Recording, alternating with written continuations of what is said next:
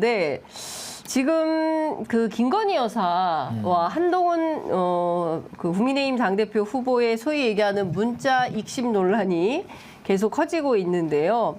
박지원 민주당 의원은 이거 국정농단으로까지 번질 수가 있다 이런 주장을 하고 있습니다. 두 분 이 문제 어떻게 보셨어요? 특히 신인규 변호사님 할 얘기가 많으실 것 같습니다. 아니 많죠. 왜냐하면은 저도 제가 국민의힘에 들어갔을 당시에는 이 정도가 아니었는데 완전히 윤석열 대통령 취임 이후에 당은 완전히 뽀개졌고 지금까지도 윤석열 대통령의 이 당무 개입 논란은 끊이지 않고 있는 거거든요. 저는 이번에 그 김건희 여사와 한동훈 위원장, 그러니까 한동훈 후보의 이 연락을 보면서 첫 번째는 윤석열 한동훈 사이가 나쁘구나. 이거는 이제 국민들이 이제 좀 보면서 느끼는 그냥 느낌적인 느낌이라면 본질은 뭐냐면 김건희 여사가 윤석열 대통령을 패싱하고 네. 의전서열 7위인 비대위원장, 여당의 비대위원장과 직접 연락을 했었구나. 이것까지는 확인이 됐거든요. 왜냐하면 한동훈 후보도 이거 뭐 위조됐다, 거짓이다 이렇게 얘기하지 않고 그냥 이런 내용이 있었는데 왜 이런 걸 이 시기에 공개하느냐 이 정도로 반박하고 있으니까 당무 개입 자체는 팩트인 거예요. 네. 근데 이 당무 개입이 심각한 게 정당법에 보면은 당대표 경선 자유방해죄라고 굉장히 넓게 구성 요건이 형성돼 있기도 하고 낙선 목적을 가지고 허위사실 유포하면 그 처벌하고 있거든요. 그러니까 한동훈 후보의 입장대로 보자면은 즉 김건희 여사는 당무를 개입하기 위해서 당대표 경선의 자유를 방해하거나 허위사실로 한동훈 후보의 낙선 목적을 위해서 허위사실을 유포한 게 돼버리기 때문에 전 이거는 실정법 위반 문제가 또 뛰어나올 수밖에 없다. 네. 그리고 더 심각한 거는 윤석열이라고 하는 국가 원수면서 행정부 수반이면서 국민의힘의 1호 당원인 윤석열 대통령이 무슨 연유에서인지 부인한테도 패싱당하고 있다. 그래서 저는 이걸 비유하자면은 고부 갈등 심각하거든요. 제가 그 이혼 사건도 많이 하지만 고부 갈등으로 인한 이혼이 상당히 많은데 지금 윤석열 대통령은 고부 갈등에 신음하는 남편의 모습이에요. 윤석열 대통령을 중심으로 김건희 배우자 한동훈 후보를 약간 시어머니로 놓고 볼 수도 있는 거거든요.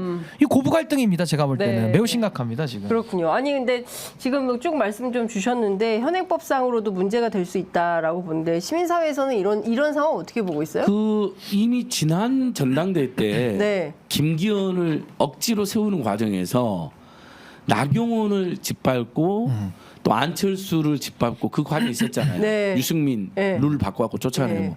그때 이미 정당법 위반으로 많이 고발을 해놨습니다. 밖에서 예. 수사를 안 하는 거죠. 예. 민생경제 네, 저희도 고발했어요. 고발했어요. 다른 시민단체들도 고발했고. 예. 왜냐하면 너무 노골적이니까. 네. 예를 들면 대통령이 적당하게 운의적으로 뭐 누가 됐으면 좋겠다 이렇게 뭐 사람 이름 안 한다 하더라도 네. 뭐 정부랑 여당이 딱 잘 소통되면 좋지요 뭐 이런 식으로 하면 누가 고발 못 하잖아요. 네. 일종의 덕담을 은유로 하니까. 네. 근데 그게 아니라 아예 김기현을 뽑으려고 작정을 했다는 게 너무 티가 났잖아요.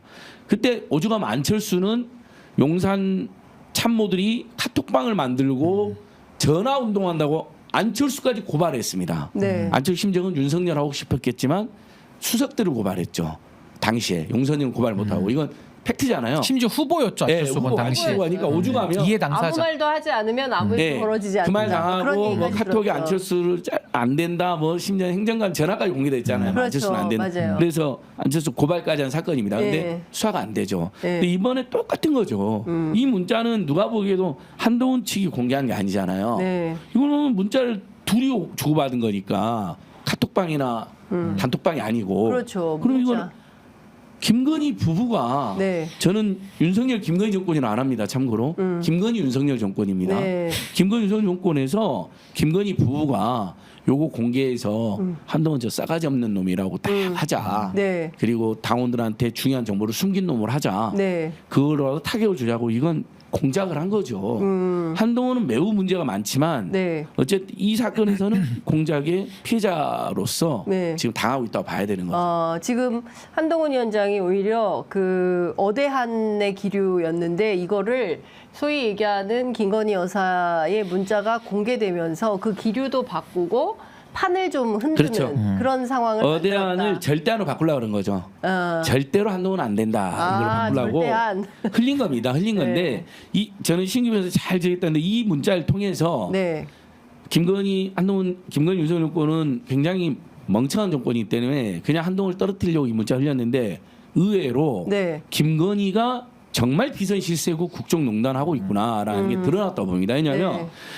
아니, 보통 영부인 문제가 불거지면 네. 남편이든 부속실장이든 비서실장 통해서 제가 아무튼 저 때문에 뭐 정부 부담이 됐다면 제가 사과도 하고 뭐 더 자제하겠습니다. 네. 하고 그게 공식 라인 통해서 네. 비대위원장한테 전달되는 게 맞죠. 네. 근데 본인이 직접 나서잖아요. 네. 대통령도 패싱하고 부속실장 뭐 다 패싱하고 뭐냐. 네. 그리고 그 문자 내용도 뭐 오늘 아침 이준석 대표도 밝혔는데 뭐 댓글팀에 대한 이야기가 나오는 그러니까요. 거예요. 예. 한동훈은 김건희 쪽이 자기를 비난하는 댓글팀 있다고 오해했다는 것 같고 네. 김건희는 그런 거 없다. 예.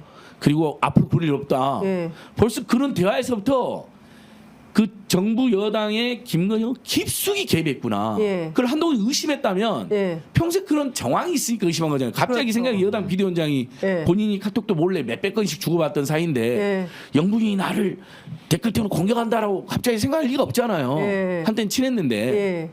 그러니까 뭔가가 갈등이 있었다는 걸 알 수가 있는 거죠. 그리고 그것은 김건희가 깊숙이 개입했기 때문에 생긴 겁니다. 근데 다른 걸 보자고요. 최재형 목사의 첫 번째 미팅에서 샤넬 향수 주관한 미팅에서 김건희 여사가 그런다잖아요.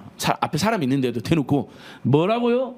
금융위원은 누구를 시켜라고요? 하면서 열심히 메모를 했다잖아요. 그러니까 인사기획 의혹까지 불거지고 서울 양평 고속도로에서도 깊숙이 네, 김건희 여사가 개입했다는 그러니까요. 거랑 결부되면 거의 V0로 김건희가 직접 활동하는 거 아닌가. 선거 운동도 본인이 총괄하고 있는 거죠. 요즘. 네. 그리고 저는 또 한 말씀만 드리자면 한동훈 후보는 본인이 공사구별을 잘했다 이런 식으로 지금 해명을 하고 있는데 네. 사실 잘한 건 없죠. 한동훈 후보는 과거에 검찰총장 배우자인 김건희와도 연락을 했던 걸로 이미 알려져 있잖아요. 그러니까 그때부터도 공직자 신분일 때부터도 공사구별을 못했던 사람이기 때문에 이번에는 물론 문자에 대해서 읽고 씹었지만 이걸 뭐 공사구별을 본인이 잘해왔다고 얘기하는 건 좀 부끄럽지 않는가라는 생각이 우선 들고 네. 전 이번에 여권에서 윤석열 배우자 김건희와 한동훈 사이에 나온 문자 공개이기 때문에 좌파의 공작이다, 몰카다 이런 얘기 안 해서 듣기 좋더라고요.